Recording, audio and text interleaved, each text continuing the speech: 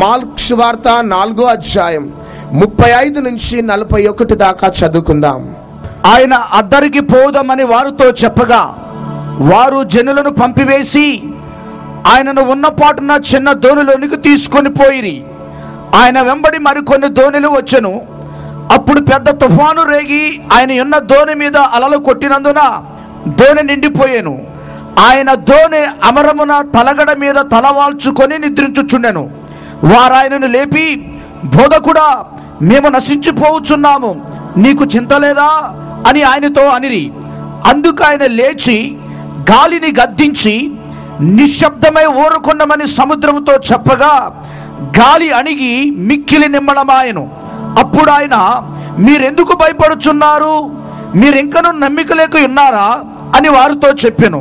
వారు మిక్కిలి భయపడి, ఈయన ఎవరో, గాలియు సముద్రమును ఈయనకు లోబడుచున్నవని ఒకరితో ఒకడు చెప్పుకొనిరి. హల్లెలూయా. యేసుక్రీస్తు ప్రభు ఒక దినమున సడన్ రెవల్యూషన్ రావటమును బట్టి ఒక ప్రాంతానికి ప్రయాణమై దోణిలో వెళ్ళిపోతూ ఉన్నాడు. యేసుక్రీస్తుతో పాటు ఆ దోణిలో శిష్యులు కూడా ప్రయాణమై వెళ్తూ ఉన్నారు. అకస్మాత్తుగా ఆ దోణిలో భయంకరమైన గాలి, తుఫానులు, అలలు రావటం, ఆ యొక్క దోణి అంతా కూడా నీటితో నిండిపోవటం మనం చూస్తున్నాం.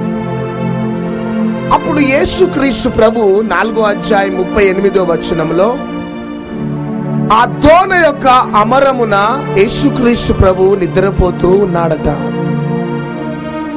జాగ్రత్తగా ఈ రాత్రి రెవల్యూషన్ పొందుకోవాలి. ఈ ప్రత్యక్షత గాని మనము మన జీవిత కాలం అంతా కూడా మనము వ్యక్తిగత జీవితంలో, మన కుటుంబ జీవితంలో కలిగి ఉంటే ఈ భూమి మీద ఏ శక్తులు కూడా మనల్ని ఏమి చేయలేవు. గట్టిగా చప్పట్లు కొడదాం. చాలా మంది క్రైస్తవులు వాక్య ప్రత్యక్షత లోపించటమును బట్టి మరలా లోకంలో కలిసిపోతూ ఉన్నారు. వాక్య ప్రత్యక్షత లోపించటమును బట్టి మరలా పాపానికి బానిసైపోతున్నారు.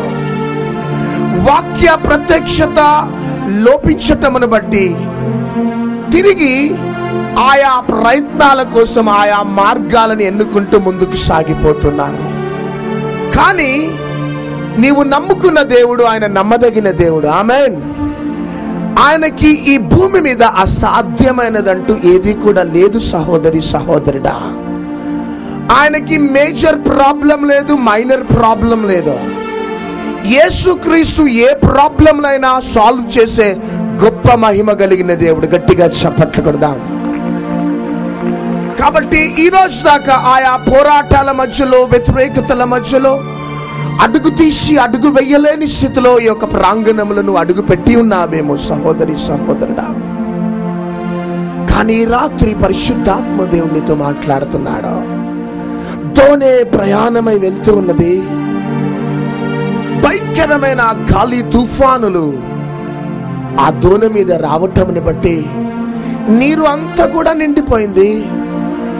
శిష్యులంతా కూడా భయపడుతూ ఉన్నారు. అప్పుడు నా యేసుక్రీస్తు ప్రభు దోణి యొక్క అమరమున నిద్రపోతూ ఉన్నాడు. మేము ఒకసారి బే ఆఫ్ బెంగాల్ ఆ సముద్రము దగ్గరికి దోణిలో ప్రయాణమై రేపల్లె నుంచి మేము బయలుదేరినాం. మాతోని వచ్చిన వారంతా కూడా జాలరి వృత్తితోని ఉన్న మార్చబడి సేవలో ముందుకు సాగిపోతున్న సేవకులు. సో ఆ సేవకులు బే ఆఫ్ బెంగాల్, బంగాళాఖాతం చూపెట్టాలని మమ్మల్ని దోణిలో తీసుకొని వెళ్తూ ఉన్నారు. కొంత దూరం వెళ్ళిన తర్వాత ఎక్కడ భూమి గాని ఏది కనబడటం లే, మధ్య సముద్రంలో ఉన్నాం మేము. ఇక ఆ దోణి మునిగిపోతుంది అన్న భయము అవుతూ ఉన్నది. అప్పుడు ఆ యొక్క జాలరిని అడిగిన, జాలరి గారు, ఈ దోణిలో అమరము ఎక్కడున్నది అని అడిగినాను. ఆ జాలరి ఏమన్నాడంటే, సార్ ఇదే అమరము అని ఆ అమరాన్ని నాకు చూపెట్టినాడు. సో మేము ప్రయాణమై వెళ్తూ ఉన్నప్పుడు ప్రతి క్షణము నీరు వచ్చి ఆ దోణిలో పడటమును బట్టి ఆ అమరం అంతా కూడా తడిచిపోతూ ఉన్నది. మిగతా దోణి అంతా కూడా తడవటం లేదు, కానీ మొదటిగా తడుస్తున్న స్థలము ఏంటిదంటే అమరము. హల్లెలూయా. బయట నుంచి వస్తున్న నీళ్లు సముద్రములో నుంచి పడి మొదటిగా ఆ అమరమునంతా కూడా తడిపి వేస్తూ ఉన్నాయి.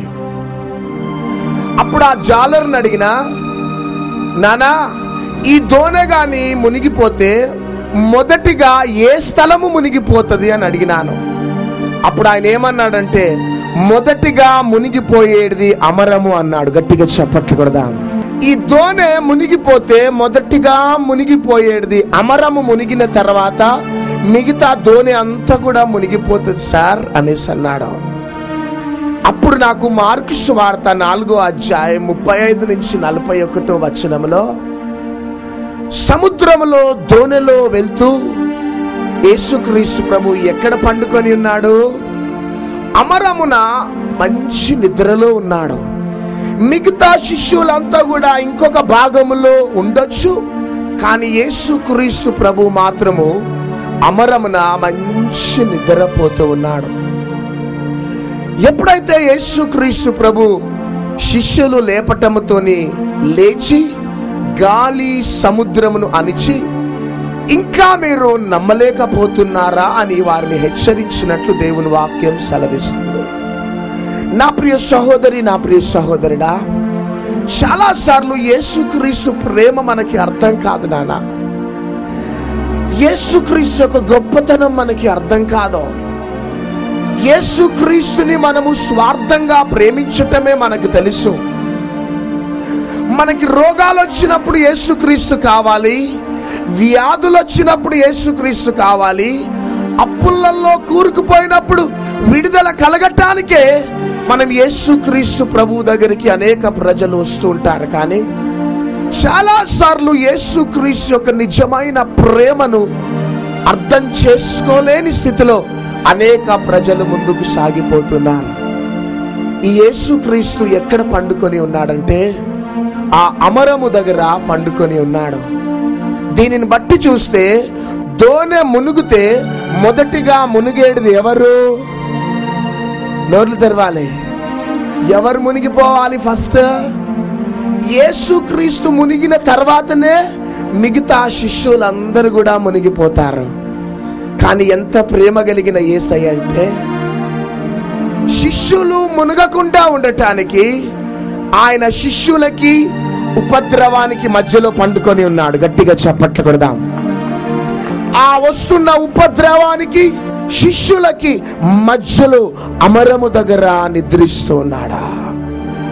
ఆ ఉపద్రవము రావాలి అంటే, ఆ ఉపద్రవము దాటి శిష్యుల దగ్గరికి వెళ్ళాలి అంటే యేసయ్యని దాటే రావాలి. గట్టిగా చప్పట్లు కొడదాం. యేసయ్యని దాటి వచ్చే దమ్ములు ఉన్నాయా ఉపద్రవానికి? హల్లెలూయా. యేసయ్యని దాటి లోపలికి వచ్చే శక్తి ఆ ఉపద్రవానికి లేదు. నా ప్రియ సహోదరి, నా ప్రియ సహోదరుడా, నిజంగా యేసుక్రీస్తు ప్రేమ అంత శ్రేష్టమైన ప్రేమ. చాలా సార్లు తన బిడ్డలని నిత్యము కాపాడటానికి పరిగెత్తే ప్రేమ యేసుక్రీస్తు యొక్క ప్రేమ. కొన్నిసార్లు భర్త ఆ విధంగా త్యాగం చేయలేడు, భార్య ఆ విధంగా త్యాగం చేయలేదు, పిల్లలు ఆ విధంగా త్యాగం చేయలేరు. కానీ త్యాగం చేసేది ఎవరంటే నజరేయుడైన యేసుక్రీస్తు ప్రభు ఒక్కడే. అమరము దగ్గర నిద్రిస్తూ ఉన్నాడు. ఈరోజు ఆయా ప్రేమల కోసం పరిగెత్తి పరిగెత్తి పరిగెత్తి ఒకవేళ చేదును అనుభవిస్తున్నావేమో బిడ్డ. అనేకులని ప్రేమించి ప్రేమించి నీ జీవితంలో నిస్సహాయత స్థితిలో ఒకవేళ ఈ స్థలానికి వచ్చినావేమో, అందరూ నిన్ను స్వార్థంగా వాడుకొని నీ పేదరికంలో ఒకవేళ నిన్ను విడిచిపెట్టి వెళ్ళిపోయినారేమో, కానీ నా యేసుక్రీస్తు ప్రేమ ఎంత గొప్ప ప్రేమనంటే, ఉపద్రవము నీ దగ్గరికి రాకుండా అడ్డుపడే ప్రేమనే నజరేయుడైన యేసుక్రీస్తు ప్రభువు ప్రేమ. హల్లెలూయా. ఒకసారి ఒక దైవ సేవకుడు సేవలో ముందుకు సాగిపోతూ ఉన్నాడు. యేసయ్యతో పాటు నడిచే అనుభవము ఆ దైవ సేవకునికి. ఒక దినమున మంచి స్థితిలో ఉన్నాడు. సముద్రము తీరము దగ్గర నడుచుకుంటూ వెళ్తూ ఉన్నాడు. ఆయన 2 అడుగులు వేయగానే వెనకాల 4 అడుగులు కనబడుతూ ఉన్నాయట. అప్పుడు యేసయ్యతో అన్నాడట, యేసయ్యా, నేను 2 అడుగులు వేస్తా ఉంటే 4 అడుగులు కనబడుతున్నాయి, మిగతా 2 అడుగులు ఎవరు యేసయ్యా అంటే, ఆ అడుగులు ఎవరియో కాదు బిడ్డ, అవి నా అడుగులు అనేసి అన్నాడట. కానీ ఒక దినమున భయంకరమైన శ్రమలలో, పోరాటాల మధ్యలో, మానసికమైన ఒత్తిడిలో అందరు కూడా వదిలిపెట్టినప్పుడు ఒంటరితనంలో ఏడ్చుకుంటూ ఒంటరిగా ఆ సముద్ర తీరం దగ్గర నడుచుకుంటూ వెళ్తున్నాడు. వెళ్తూ వెళ్తూ వెనకాలకు చూడగానే ఎప్పుడు 4 అడుగులు కనబడేటి ఇప్పుడు 2 అడుగులు కనబడుతున్నాయి. అప్పుడు యేసయ్యనంటే, యేసయ్యా, అందరూ నా శ్రమలలో విడిచిపెట్టరు ప్రభువా, అందరు నా ఒంటరితనంలో విడిచిపెట్టినరయ్యా, అందరిలాగానే నువ్వు కూడా విడిచిపెట్టినావా నాయన అని ఏడుస్తున్నాడట. అప్పుడు యేసయ్య స్వరం వినబడుతున్నది, నానా, ఆ 2 అడుగులు నీ కాదు గాని ఆ 2 అడుగులు నా అడుగులు. చప్పట్లు పెడదామా? నిన్ను నా యొక్క రొమ్ములో ఆనించుకొని నీ శ్రమలలో నేను ఎత్తుకున్న బిడ్డ, అదే నా ప్రేమ అనేసి అన్నాడట. గట్టిగా చప్పట్లు పెడదాం. నీ ప్రేమ మరణము కంటే ఎంతో బలమైనది, ఆ ప్రేమయే పాపిని రక్షించి కాచినది.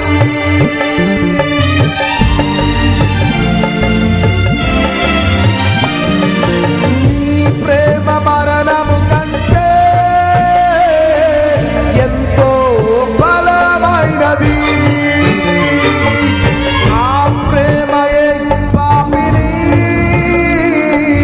రక్షించి కాచినది. ప్రేమా, నీ ప్రేమ వర్ణించుటనా తరమా.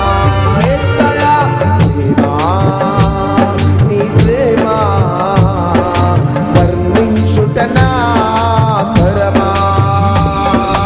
దేవదూతలైనా నీ ప్రేమను వర్ణించలేరు ప్రభువా, దేవదూతలైనా నీ ప్రేమను వర్ణించలేరు ప్రభువా. ప్రేమా, నీ ప్రేమ వర్ణించుటనా తరమా. ప్రేమా, నీ ప్రేమ వర్ణించుటనా తరమా. గట్టిగా చప్పట్లు కొడుతూ యేసయ్యను కనపరుస్తాం. చాలా సార్లు మన వ్యక్తిగత కుటుంబ జీవితంలో మన మంచి స్థాయిలో ఉంటే అందరూ మనల్ని వెంబడిస్తారు నాన్న. మన మంచి హోదాలో ఉంటే ఎక్కడ లేని గౌరవ మర్యాదలు ఇస్తారు మనకి.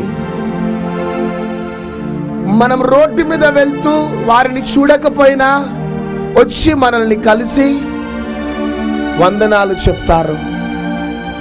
కానీ మనము కానీ పేదరికములో రోడ్డు మీదకి వచ్చేస్తే ఎవరు కూడా మనల్ని పట్టించుకోరు. అది ఈ లోకములో ఉన్న ప్రతి ఒక్కరి ప్రేమ. కానీ నా యేసయ్య ప్రేమ, నువ్వు పేదవాడివైనా గొప్పవాడివైనా, చదువున్నవాడివైనా లేనివాడివైనా, ఒక్కసారి నీ చెయ్యి పట్టుకున్నాడంటే నీకోసము సమస్తమును కూడా త్యాగము చేసే ప్రేమ నా యేసుక్రీస్తు ప్రేమ. నా ప్రియ సహోదరి, నా ప్రియ సహోదరుడా, ఈరోజు దాకా సభలకు వెళ్తున్నావు, వస్తున్నావు, ప్రార్థన చేసుకుంటున్నావు, చేయించుకుంటున్నావు. కానీ ఈ రాత్రి పరిశుద్ధాత్మ దేవుడు యేసుక్రీస్తు యొక్క ప్రేమను నీకు వివరిస్తూ ఉన్నాడు. ఒంటరితనంలో ఉన్నావా? ఈ రోజు నుంచి మీతో ఎవరు ఉన్నా లేకపోయినా, నీ కంఠంలో ప్రాణం ఉన్నంత వరకు నీ చేయి పట్టి నడిపించేది నజరేయుడైన యేసుక్రీస్తు ప్రభు.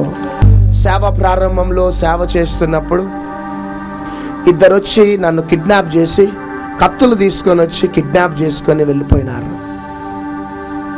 ఒక రూమ్ లోకి 70 మంది ఉన్నారు. ఆ 70 మంది నన్ను కొట్టి బెల్లంపల్లి నుంచి తరిమి వేయాలనుకున్నారు. ఎందుకంటే ఆ గృహంలో ఒక యవనస్తుడు రక్షింపబడ్డాడు. యేసుక్రీస్తుని నమ్ముకోవటమును బట్టి ఆ యవనస్తునికి నేను బాప్తిజం ఇచ్చినాను. అది మనస్సులో పెట్టుకొని ఆ 70 మంది నన్ను హతమార్చాలనుకున్నారు. కానీ ఆ 70 మంది నన్ను తీసుకొని వెళ్ళి భయంకరమైన మాటలు తిట్టి, బూతులు తిట్టి, నా షర్టు చింపేసేసి నన్ను బయటికి నెట్టేసి పంపించేసినారు. అప్పుడు నేను 40 దినాలు ఉపవాస ప్రార్థనలో దేవునితో గడుపుతున్నాను. ప్రభువా, నీ పరిచర్య చేస్తూ ఉంటే ఒక వ్యక్తి వచ్చి నా షర్టు చింపేసి నన్ను బెదిరించి పంపటము నీకు న్యాయమేనా ప్రభువా అని నేను ప్రార్థన చేసినాను. దేవుని బిడ్డలారా, ప్రార్థన చేస్తున్నప్పుడు చివరికి దేవుడు బాబేలు గోపురం కట్టేటప్పుడు భాషలు తారుమారు చేసినట్లు ఎవరెవరైతే నన్ను బెదిరించినారో వారి మధ్యలోనే దేవుడు భేదాభిప్రాయాలు కలుగజేసినాడు. గట్టిగా చప్పట్లు కొడదాం. ఆ యవ్వనస్తుడు తన కుటుంబం అంతా కూడా యేసుక్రీస్తుని సొంత రక్షకునిగా అంగీకరించి వారు ఈరోజు మా చర్చ్ మెంబర్స్. ఈ రాత్రి నేను నమ్ముతున్నాను ప్రియ దేవుని బిడ్డలారా, ఏ ఉగ్రవాద శక్తులు మన కుటుంబాలని, మన పట్టణాలని ఏం చేయలేవు. గట్టిగా చప్పట్లు కొడదాం, గట్టిగా చప్పట్లు కొడదాం. ఎందుకు అంటే మన రాష్ట్రంపై, మన జిల్లాలపై దేవుడు తన మహిమను ఇక నిత్యం ఉంచబోతున్నాడు. నేను ప్రవచిస్తున్నాను. రియల్లీ ఈ మాట మీరు మీ డైరీలో టైంని ఫీడ్ చేసుకొని పెట్టుకోండి. భారతదేశంలో అనేకులు మన ఆంధ్రప్రదేశ్లో ఉన్న దేవుని మహిమను చూడటానికి రాబోతున్నారు. గట్టిగా చప్పట్లు కొట్టి దేవుని ఎంకరేజ్ చేయండి ప్లీజ్. ఎందుకు అంటే ఈ ఆంధ్రప్రదేశ్లో గొప్ప ఉజ్జీవం దేవుడు అనుగ్రహించబోతున్నాడు. గట్టిగా చప్పట్లు కొడదాం. హల్లెలూయా. ప్రియ దేవుని బిడ్డలారా, ఏ ఉగ్రవాద శక్తులు వచ్చినా ఆ ఆంధ్రప్రదేశ్ బార్డర్ దగ్గరికి వచ్చి ఆగిపోవాలా. గట్టిగా చప్పట్లు కొడదాం, గట్టిగా చప్పట్లు కొడదాం. ఎందుకు అంటే మేము వేరే రాష్ట్రాలకు మేము వెళ్తాము కానీ మేము ఆంధ్ర రాష్ట్రంలోకి మేము వెళ్ళలేము. ఆమెన్. రక్తపాతాన్ని సృష్టించే ఆ చీకటి శక్తులు ఆంధ్రప్రదేశ్కి, భారతదేశానికి ఏ ఉగ్రవాద శక్తులు, ఏ రక్తపాతాన్ని సృష్టించే శక్తులు ఆంధ్రప్రదేశ్ లో అడుగు పెట్టవు. ఎందుకంటే ఆంధ్రప్రదేశ్ పై ఇక ఇది మొదలుకొని దేవుని యొక్క అత్యధికమైన మహిమ ఉండబోతున్నది. గట్టిగా చప్పట్లు కొడదాం.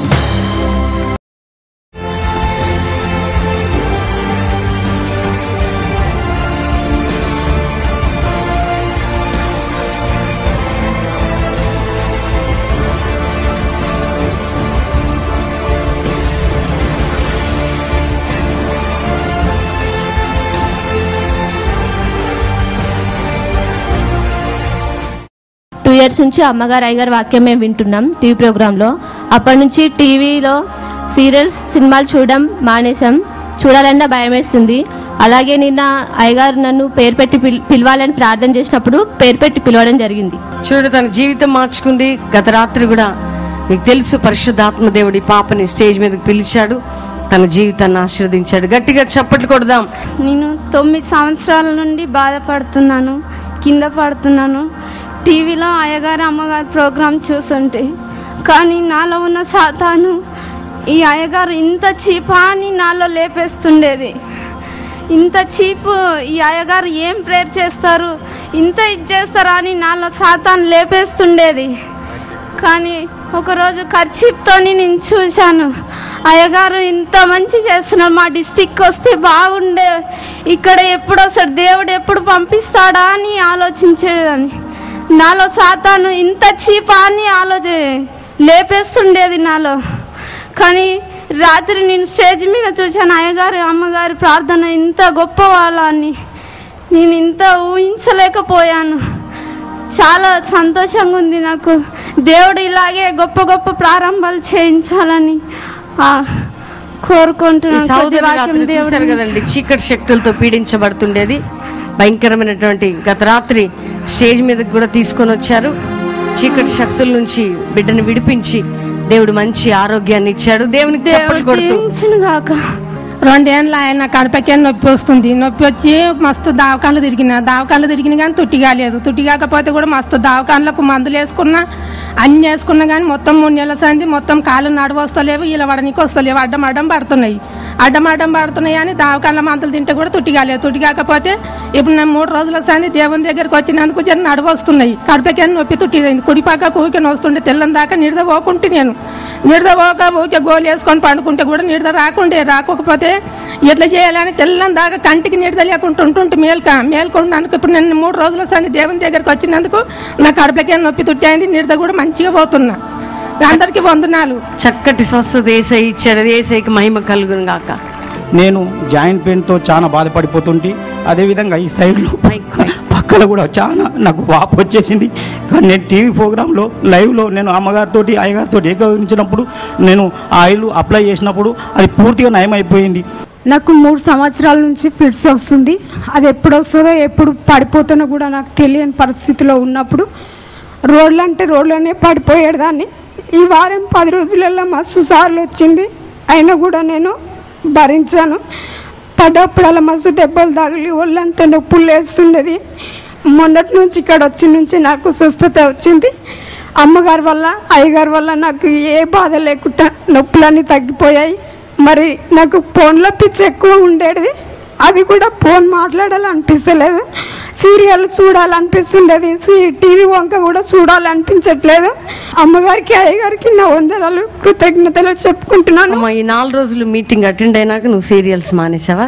అవునమ్మా. ఈ 4 దినాలు రావట్లేదు. ఇప్పుడు చూడాలనిపించట్లేదు, అసలు టీవీ పెట్టాలని కూడా అనిపించట్లేదు. ఫోన్ మాట్లాడేదాన్ని, ఫోన్ ఎక్కువ మాట్లాడేదాన్ని, మానేసావు? మానేసుకోవాలనిపించట్లేదు. చూడండి, సహోదరి జీవితంలో మార్పు అండి ఇది. అద్భుతమైన మార్పు. శారీరక స్వస్థత కన్నా అంటే ఒక మనస్సు మారటం నిజమైన ఉజ్జీవం. దేవుని బిడ్డలారా, నేను రక్షణ పొంది 6 సంవత్సరాలు అవుతుంది. కానీ మా ఆత్మీయ తండ్రి నన్ను ఎన్నిసార్లు బలపరచడం కానీ నేను బడపడలేను, విచ్చలవిడిగా తిరిగాను. కానీ ఎక్కడ నా మనసుకి తృప్తి, ఆనందం కలగలేదు. ఇక్కడ మొన్న నైటు డాడీ మంచి మెసేజ్ ఇచ్చారు. సినిమాలకి, సీరియల్స్కి విచ్చలవిడి తిరుగుతున్న వాళ్ళు స్వస్థ పొందుతారని చెప్పారు. ఆ విధంగా నేను టీవీ ఆన్ చేయబుద్ధి అయ్యట్లేదు, టీవీ చూడాలనిపించట్లేదు, ఏది చేయాలనిపించట్లేదు. దేవుడి కోసం నేను ఏదైనా చేయాలి అని తపన నాలో ఉంది. అలాగే నేను ఒక మెడికల్ టెక్నీషియన్ వర్క్ చేస్తాను. నాకు ఫుల్ బాడీ పెయిన్స్, నేను ఎంత టెస్ట్లు వేయించుకున్నా కానీ తగ్గలేదు, మెడిసిన్ యూజ్ చేసి తగ్గలేదు. కానీ మొన్న ప్రేయర్లో మమ్మీ చెప్పారు, మీ పెయిన్స్ ఎక్కడెక్కడ ఉంటే అక్కడ మీ చేయి పెట్టుకోండి తగ్గిపోతుందని చెప్పారు. అలాగే నాకు స్వస్థకరం జరిగింది. మరి మాకు వివాహం 8 సంవత్సరాలైంది.